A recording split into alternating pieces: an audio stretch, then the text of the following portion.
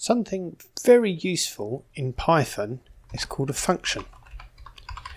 We're going to start off looking at defining a function, basically how to write it, and how we're going to use it, which is called calling it. So the first part is creating a function and using it, and then we can show how to pass something to a function. So what goes in, and also maybe you want something to come out, and that's called returning. So how are we going to use it? How are we going to write it first of all? Then how are we going to pass something to it? And then how we can return something from it.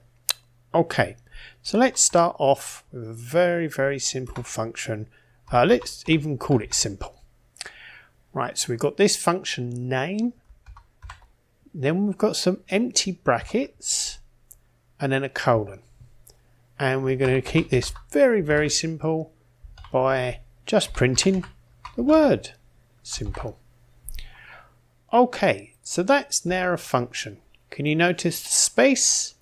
The function will finish when the space finishes. How do we use it? Well, we just use the function name and we have to have the brackets. So if I run this, you can see it prints simple. If I just change it, let's say simple printed, so you can see simple printed, and I can call it as many times as I like. So I could write a lot of code and then call this function whenever I liked. Maybe I want to put something more in here. I don't have to use just print statements. I can do anything in this function like I normally do in Python. You can see it's run again. We can do as many times as we like.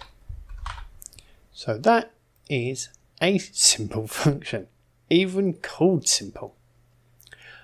Right, how about passing something to it? I want to print my favorite number. So we're going to spell it European way, favorite.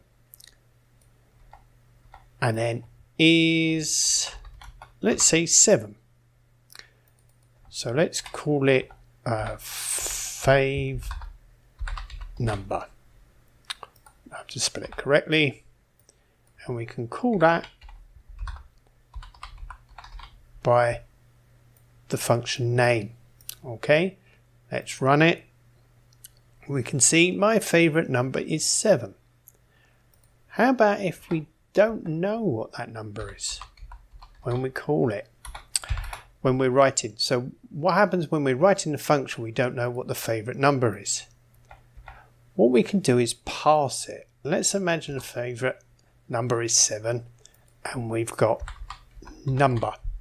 So we can pass this number and we can see we've got one thing here. We can pass it to the function. So I'm going to put number here. And then I'm going to print it. So when I call the function here, let's have another number. Let's imagine your favorite number is 3. So let's call the function again. Okay.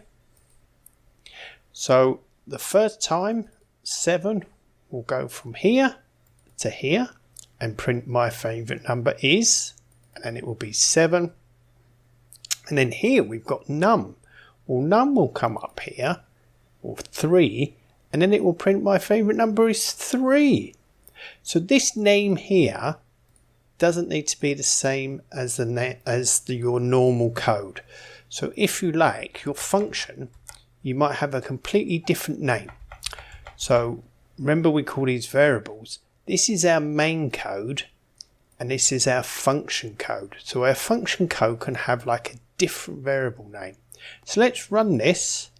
You can see my favorite number is 7. My favorite number is 3. Okay, so we can see that we passed these. What about if we needed 2 numbers? So favorite number we've got number and num, and here we've got your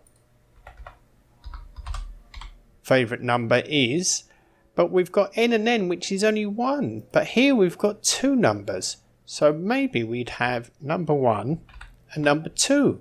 Remember, these don't have to be the same name as below here. This is our normal code, this is our function code. Remember, we've got n1 and n2. Okay, so we can see we're passing 7 and 3, so 7 will be the first and 3 will be the second. We run this, you can see my favourite number is 7, your favourite number is 3. So we've passed two things. Okay, final thing is, what happens if we want something to come back? So imagine if we want to add these two numbers. Well, that's quite simple. Let's say total equals n1 plus n2. Now, to get something to come back from the function to our normal code, we use the words return. So I'm going to say return total. Now, how do we know where this is in our normal code? Well, what we do is we can create a variable here called added, and we can see this total will go here. Should we call it total? Okay, let's call it total. And then we can print the total, and then we can see when we run this code, you can see that the 7 plus 3 equals 10, and then that 10 has passed here. So for example, imagine if we had total equals 0, then the total will change to 10 because this has returned here. So we have our function, def is short for define, def. We have our function name.